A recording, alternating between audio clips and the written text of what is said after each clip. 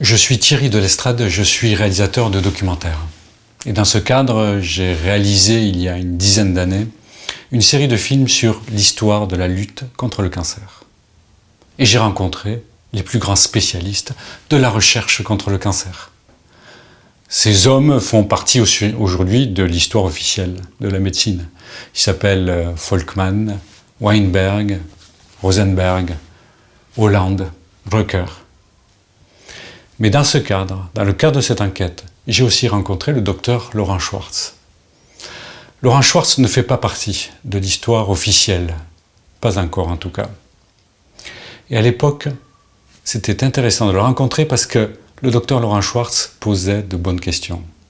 Sa question c'était, est-ce qu'on cherche dans la bonne direction ? Est-ce qu'au lieu de mettre le paquet sur les gènes, on ne devrait pas aussi chercher sur le métabolisme de la cellule cancéreuse ? Et depuis 10 ans, ça c'était il y a 10 ans, et depuis 10 ans, plus de 10 ans même, j'ai suivi les recherches et le cheminement de Laurent Schwartz. Et ces recherches ont abouti. Ces expérimentations, faites sur des milliers de souris, ont abouti à la mise au point du métabloc, c'est-à-dire de l'association de l'acide alpha-lipoïque et de l'hydroxycitrate. Et j'ai vu les premiers résultats sur certains patients de ce métabloc. Les résultats extraordinaires.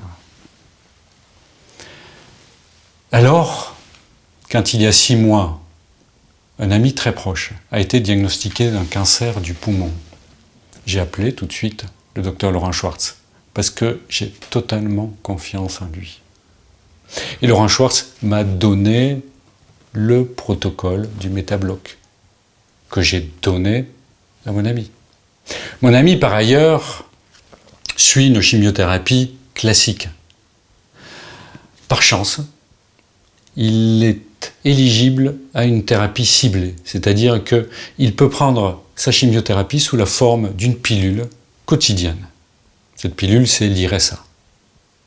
Associé à l'Iressa, cette chimiothérapie quotidienne, il prend donc le traitement de Laurent Schwartz, le métabloc, l'acide alpha-lipoïque et l'hydroxycitrate. Il a suivi ce traitement pendant 3 mois. Et au bout de ces 3 mois, un scanner a été effectué. Et son pneumologue a été très étonné par les résultats de ce scanner. Que montre le scanner ? Le scanner montre qu'en 3 mois, cette tumeur a régressé de moitié. Se pensant sur de bons rails, mon ami, et à la suite de désordres gastriques, mon ami finalement a arrêté le métabloc. Il a poursuivi avec la chimiothérapie au quotidien. Et au bout de 3 nouveaux mois, un nouveau scanner a été effectué. C'était la semaine dernière. Et qu'a montré ce scanner ? Eh bien, la tumeur, depuis le mois de mai, n'a pas régressé. Elle a arrêté de régresser. Elle est stable. Donc au moins la chimiothérapie est efficace. Elle maintient la tumeur dans une stabilité.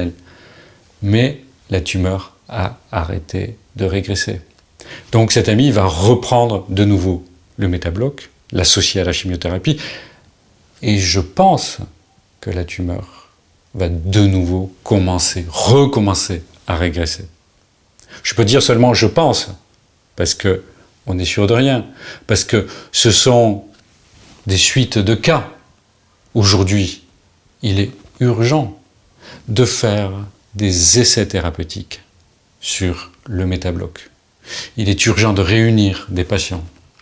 Et il est urgent de savoir, de comprendre, pas les mécanismes, parce que Laurent Schwartz les a clairement identifiés, mais il est urgent de savoir dans quelle mesure le métabloc peut être efficace, avec l'association de quels médicaments, à quelle dose, pour quel patient, peut-être pour tous, et sûrement peut-être pour tous. Mais les essais thérapeutiques pourront nous le dire.